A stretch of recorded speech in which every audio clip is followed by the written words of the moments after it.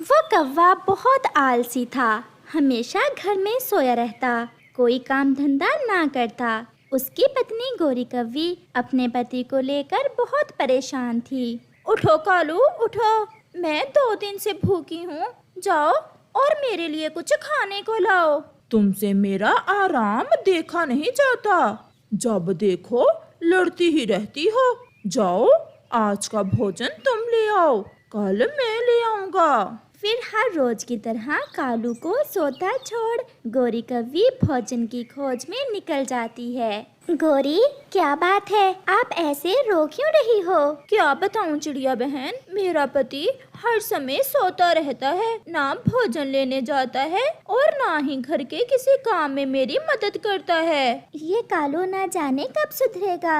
मेरे पास एक उपाय है, अगर कालू को सीधा करना है तो। कबूतर भैया बताएं, अगर ऐसे ही चलता रहा तो मैं आत्महत्या कर लूंगी। मैं ऐसे नहीं जी सकती, वो मुझे बहुत तंग करता है। गोरी, तुम मेरे घर में आ जाओ और कुछ दिन मेरे घर में ही रहना, और मैं कालू से जाकर कहता हूँ कि तुम्हारी पत्नी ने उससे तंग आकर आत्महत्या कर ली है। मैं सब समझ गई, और ऐसे कालू कौवा खुद को जरूर बदल लेगा। अगर मेरा पति ऐसे सुधर जाए तो मैं ऐसा नाटक करूंगी कि कालू सच में यही समझेगा कि मैं मर गई हूँ। फिर गोरी कौवी कबूतर के साथ उसके घर चली जाती है और चिड़िया कौवे के पास जाती है। कालू कौवा अभी तक सोया हुआ था। कालू उठो, तुम यहाँ सोए हुए हो और तुम्हारी पत्नी ने आत्महत्या कर ली है। कालू कौवा तुरंत उठकर बैठ जाता है।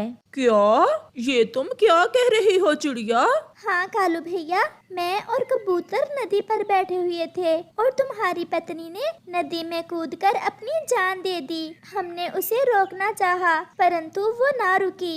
कबूतर भी वहाँ आ जाता है। बेशरम, तुमसे तंग आकर मर गई बेचारी गोरी। अगर सुधर जाते तो आज वो अपनी जान से ना जाती। मुझे माफ करो मेरे दोस्तों, मेरे कारण मेरी पत्नी मर गई। मैंने बहुत दुख दिया उसे, मैंने उसे कभी खुशी ना दी। अब पछताने से क्या फायदा। चलो कबूतर चले, अब ये अकेला रहेगा तो इसे पता चलेगा कि गोरी से कितने जुल्म किए हैं इसने। कबूतर और चिड़िया वहाँ से चले जाते हैं और कालू कौवा बैठा रोता रहता है। क्या कालू रो रहा था जब कालू से तुमने मेरे मरने का कहा? वो बहुत रो रहा और पछता रहा था अपने किए पर। गोरी, अब आप रात को जाना और आत्मा बनकर कालू से बात करना। चिड़िया और कबूतर, आपने बहुत अच्छा उपाय निकाला, मुझे पूरा विश्वास है अब कालू सुधर जाएगा।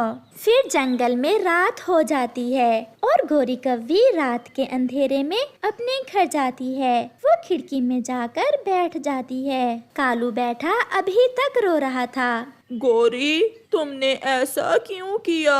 अगर तुम जिंदा होती तो अब मैं तुम्हारे लिए तरह तरह के भोजन लाता, सब काम करता। कालू, मैं मर गई, मैं जीना नहीं चाहती थी, तुमने मेरी जान ली है। गोरी, गोरी, तुम कहाँ हो? मैं गोरी नहीं हूँ, मैं गोरी की आत्मा हूँ। अगर तुम मेरी आत्मा को शांति पहुँचाना चाहते हो तो कल से सुबह उठकर भोजन लेने जाया करो और मेहनत किया करो, अपने घर की मरम्मत करो।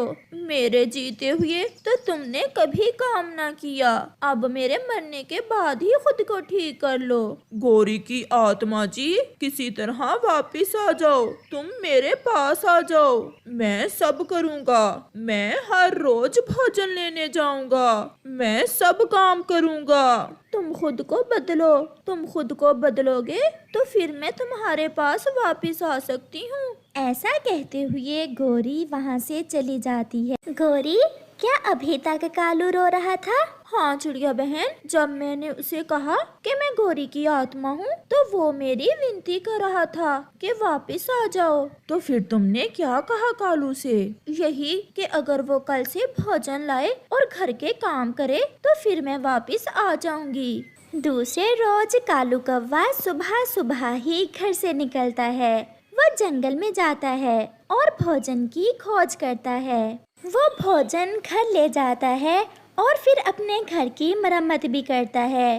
वो सारा दिन काम करता है। फिर जब शाम होती है तो वो घर में बैठकर फिर से अपनी पत्नी की आत्मा का इंतजार करने लगता है। कबूतर और चिड़िया गोरी को साथ लेकर कालू के पास आते हैं। चिड़िया और कबूतर, मेरी पत्नी की आत्मा आपको कहाँ से मिली है? कालू भैया, आज आपने आलसी छोड़ दी और सारे काम किए, इसलिए हमने आपकी पत्नी की आत्मा को विनती की है कि वो गोरी का शरीर उसे वापस लौटा दे। हाँ कालू, मैं फिर से वापस आ गई हूँ। अगर विश्वास नहीं तो मुझे पंख लगाकर देख लो। फिर डरते डरते कालू गोरी को पंख लगाता है। मेरी पत्नी फिर से जिंदा हो गई। अब मैं फिर कभी अपनी पत्नी को परेशान नहीं करूँगा। ऐसे कालू कौवा सुधर जाता है और सारे काम करता है। वो खुद को बदल लेता है।